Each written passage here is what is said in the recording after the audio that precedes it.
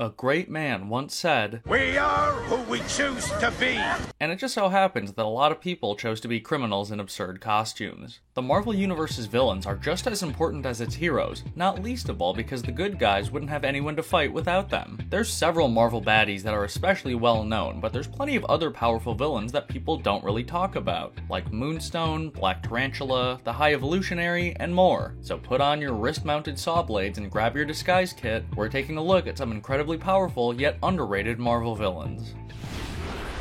Starting off this list, we have Dr. Franklin Hall, better known by his alias Graviton. As his supervillain name suggests, Hall is able to control and manipulate gravitational fields, and this ability allows him to pose a serious threat to the Marvel Universe. Over the years, Graviton's schemes have included levitating large chunks of Earth, Sokovia style, as well as creating a small army by imbuing dozens of people with his power. Hall is one of Marvel's most powerful villains, but he's held back from the A-list by his own instability. If he were just able to focus up and ignore his own worst impulses, there's little doubt in my mind that he'd be able to easily take over the world. But instead, he consistently finds himself defeated by the Avengers. Graviton previously appeared in Agents of S.H.I.E.L.D., but I'd love to see a new version of the villain appear in the proper MCU, to tell our heroes that it's time to face gravity! 1963's The Amazing Spider-Man #1 may be best known for having the Wallcrawler fight the Fantastic Four, but the issue also introduced us to Spidey's first real supervillain, the Chameleon. He's a master of disguise who uses an arsenal of makeup equipment and gadgets that allow him to impersonate anyone, from J. Jonah Jameson to Norman Osborn to Spider-Man himself. He's also Kraven the Hunter's half-brother, and the two have worked together multiple times to complicate the webhead's life. Chameleon's made appearances in lots of different television shows, and even had a brief cameo in his civilian identity in Spider-Man Far From Home. But it would be great to see him fully take up the mantle of the Chameleon in a future MCU installment. His mastery of disguise means you can never really know when you're dealing with him, and it could put him in some dangerously powerful positions without anyone even knowing until it's too late. Moonstone is one of the Avengers' most prominent female villains, so it would be cool to see her make an appearance in the Marvel Cinematic Universe sooner rather than later. In the comic book source material, Moonstone's real name is Dr. Karla Sofen, and she was a psychologist who gained powers including flight, light projection, and intangibility after being exposed to a Kree artifact. Sofen used her newfound powers to become a recurring foe of the Avengers, frequently appearing on the lineup of villainous teams like the Masters of Evil. She was also a founding member of the Thunderbolts under the codename Meteorite.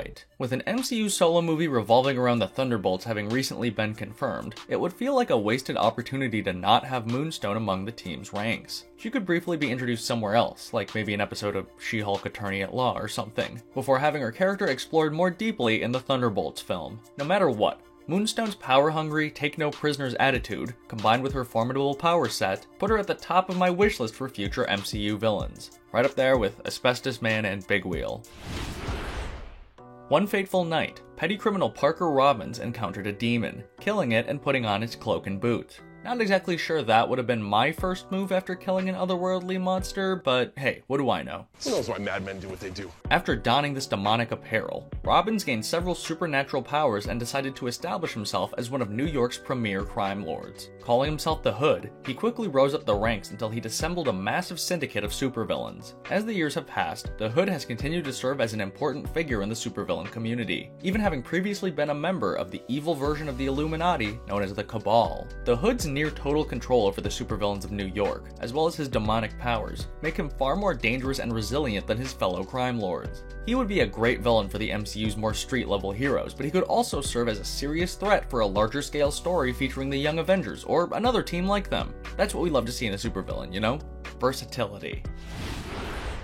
When the X-Men finally make their proper debut in the MCU, they're gonna need some strong villains to fight, that hopefully are not Magneto. And now you have officially carried it too far, buddy. I mean, I love the Master of Magnetism, but he's been in almost every X-Men movie so far. We need some new blood that will present a serious threat to our heroic mutants. So, allow me to suggest Selene. She's one of the oldest mutants of all time, having used her ability to drain the life force of others to extend her lifespan greatly. In more recent times, she's gone up against the X-Men, taken over the Hellfire Club, and joined the Sisterhood of Mutants, among many other nefarious schemes. Selene's inclusion in the MCU would leave the X-Men with their work cut out for them, and I could even see her becoming a recurring villain for the team as she continues her plans to take over the world. Black Tarantula is a vicious crime lord with various superpowers including enhanced strength, durability, and laser eyes. One of those things definitely feels a bit more OP than the others, but that's okay. Despite his fearsome reputation, Black Tarantula has been bested several times by his fellow insect, Spider-Man. Arachnid! Okay, they're arachnids, not insects. Sorry, dude. Similarly to the Hood, Black Tarantula is another villain who mostly operates at the street level, but is also perfectly capable of posing a major threat on a grander scale. As a former member of the Hand, he's a highly skilled fighter, as well as a fearless leader of his massive criminal empire. Black Tarantula would be a great foe to challenge Tom Holland's Spidey in the MCU, but his ties to the Hand could also allow him to take on other foes, like Daredevil or Shang-Chi. Or maybe he could go up against everyone's favorite Marvel character, El Muerto. Another mutant villain I'd love to see in the Marvel Cinematic Universe is Whirlwind, a character whose name tells you pretty much all you need to know about him. His mutant power gives him the ability to rotate at incredibly high speeds, and he couples it with a suit of armor and a set of wrist-mounted saw blades. While he is a mutant, Whirlwind hasn't really fought the X-Men too much in the past, instead focusing his hatred on Hank Pym and his supporting characters. Due to this, I think the best place to potentially introduce Whirlwind to the MCU would be in an Ant-Man solo movie. Although I have no idea where he could fit into Quantumania, because that movie's already just got so much going on. I mean, come on, Kang? Stature? Bill Murray? And the rest! Otherwise, Whirlwind could also appear in the upcoming Thunderbolts movie, or even the Armor Wars and Ironheart Disney Plus series. He's another one of those villains that could really be slotted in pretty much anywhere and it would make sense. The one thing is that they would probably have to change his costume a little bit, because his comic book incarnation basically looks like the world's most high-powered can opener. Sounds like a fake advertisement they would have put in an episode of WandaVision.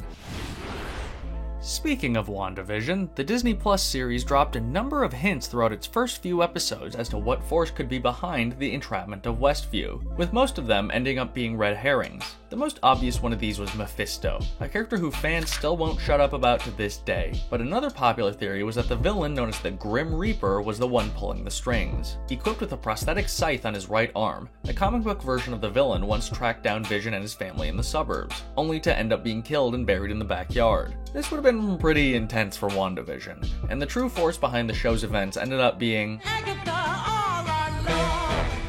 but the White Vision is still out there somewhere. I could see Grim Reaper making his MCU debut by challenging the Synthezoid, perhaps in connection with his brother Simon, who's better known as the hero Wonder Man. In the comics, Vision's brain patterns were actually based off of Wonder Man's, so maybe we could even see the hero somehow end up fusing with Vision, thus paying tribute to their shared comic book backstory. There's a lot of incredibly powerful Marvel characters who use their influence not for world domination or for amassing wealth, but instead just for their own amusement. These include beings like the Collector and the Grandmaster, but no one embodies this trait better than Mojo. He's a cruel, disgusting alien who rules his own dimension called the Mojoverse, where he captures beings from across the multiverse and forces them to fight in gladiator battles for his own amusement. Everything Mojo does is in furtherance of elevating his ratings, and it just so happens that fighting superheroes like the X-Men skyrockets his numbers. While Mojo would certainly prove to be a memorable villain for the MCU's X-Men, I think it would honestly make more sense to have him take over Sakaar following the fall of the Grandmaster. Thor: Love and Thunder or some other upcoming cosmic adventure could reveal that Mojo has retooled the Contest of Champions and brought it to new levels that the Grandmaster never could, proving himself to be a worthy successor to his throne as well as an important figure to watch on the Marvel Cinematic Universe's cosmic side.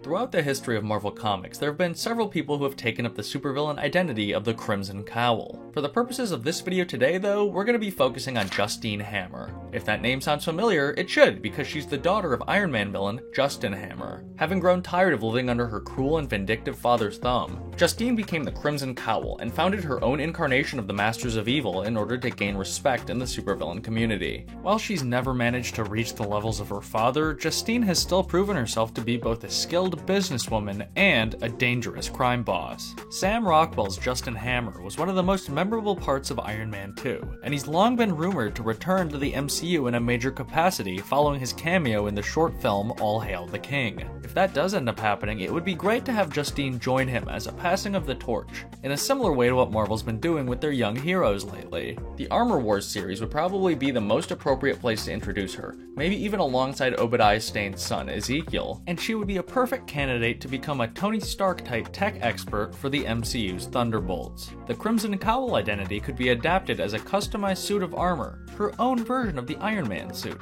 so that she could finally bring her father's goals to fruition. I want to take a dump in Tony's front yard. You know what I'm talking about? Okay, maybe not that one. We all know and love Scott Lang. We all know and tolerate Hank Pym. But the third person to take up the identity of Ant-Man, Eric O'Grady, is an unrepentant scumbag who Marvel readers love to hate. Having long ago cast aside the values that his predecessors hold, O'Grady stole the Ant-Man suit and basically used it to chase clout. For a while he tiptoed the line of hero and villain, but in recent years he's fully embraced the life of villainy, which has been reflected by him changing his codename to Black Ant. Well, technically it was actually an LMD of him, but that's a whole nother thing entirely. With Yellow Jacket seemingly dead, Eric O'Grady is the best option that the MCU has to introduce an evil Ant-Man. I think it'd be cool to see him get his hands on Mitchell Carson's stolen Pym particles and use them to embark on a crime spree, connecting him all the way back to the first Ant-Man movie while also tying up a loose plot thread. Whereas Scott Lang is a noble and well-meaning doofus, O'Grady is a morally bankrupt sleazeball. But Scott's criminal past could provide Eric with the perfect opportunity to frame him for various crimes. I would love to see a story of Scott and his daughter going on the run and having to clear his name without the help of his fellow Avengers. And it could really help to get Cassie into the place she'll need to be in to eventually become Stature. Jason Wyngarde is the Mastermind, an incredibly powerful mutant who opposes the X-Men. His ability to create telepathic illusions makes him a truly terrifying enemy, since you can never truly tell what's real and what's not when you're dealing with him. Wyngarde's power has given him a pretty significant reputation in the mutant community, and he was a key member of the Hellfire Club during the original Dark Phoenix saga. Mastermind is another X-villain who has never shown up in a movie, but the MCU may be the place where he finally gets his due. His power would make him a dangerous foil for Professor X, and it could allow us to have some more trippy, Mysterio-type sequences where Wyngarde sends the X-Men into their own worst nightmares. Mastermind also has 3 daughters, one of whom is the X-Men member Pixie, and an exploration of that relationship could make for some pretty compelling storytelling, as if the MCU didn't already have enough weird parental dynamics. I will hunt my father like a dog and I will tear him apart slowly.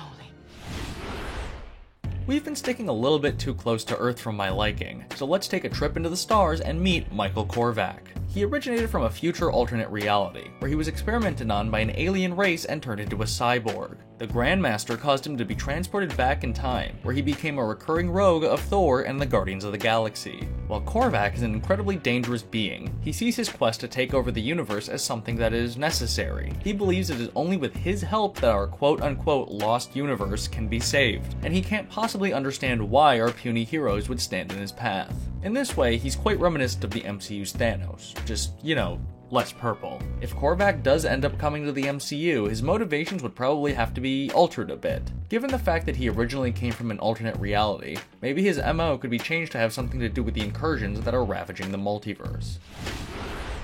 Bullseye is one of the Marvel Universe's most dangerous assassins, so it makes sense that criminals everywhere would be trying to create their own versions of him. The most dangerous of these copycats is Maki Matsumoto, an agent of the Hand who had been obsessed with the assassin since he saved her life as a child. Now an adult, Maki operates as a lawyer by day and as the ruthless Lady Bullseye by night. This double life allows her to oppose her main enemy Daredevil both on the streets and in the courtroom, giving her the opportunity to slowly whittle him down before striking. Much to the celebration of fans, a new Daredevil Disney Plus show starring Charlie Cox has recently been announced, but no other casting announcements have been made. I'd love to see Wilson Bethel return as a fully formed Bullseye, but it could also be fun to have Lady Bullseye make an appearance, as either a teammate or a rival to Dex. With the Kingpin's defeat still being a fairly recent event in the MCU, there's sure to be upheavals in the New York underworld, so it wouldn't surprise me at all if we had a bunch of supervillains like Lady Bullseye who are ready to spring up and take advantage of the chaos. Last but certainly not least, we have the High Evolutionary, who is unhyperbolically one of the most powerful characters in the entire Marvel multiverse. He was originally a normal human, but after being inspired by the work of Mr. Sinister, he decided to genetically evolve himself until he was basically a god. The High Evolutionary has been behind numerous major events in the Marvel Universe, including the creation of a corrupted parallel dimension known as Counter-Earth. He's also been known to forcibly evolve animals in an attempt to create a genetically modified army called the New Men, experiments in which he was assisted by Spider-Man villain, the Jackal. This history of experimenting on animals has led many people to believe that the High Evolutionary will make his MCU debut in Guardians of the Galaxy 3, where he'll supposedly be revealed to have been the creator of Rocket Raccoon. James Gunn has confirmed that the upcoming threequel will mark the end of this incarnation of the team, so if they were going to introduce the High Evolutionary at any point, now's the time. There are few cosmic Marvel villains more powerful than him, so it would be great to see the team go out on a high note after putting a stop to whatever devious plans he has in store. But as we know from Volume 2, James Gunn is not hesitant to kill off characters we love, so let's all just cross our fingers and hope that Rocket doesn't meet his maker after he, well, meets his maker. Well, that wraps up another video. I'm Matt Sonic, and I'd like to thank you all for joining me on this little journey. Agree or disagree with my picks? Make sure you let me know in the comments down below. If you enjoyed this video, please leave a like and subscribe to the channel. See you next time!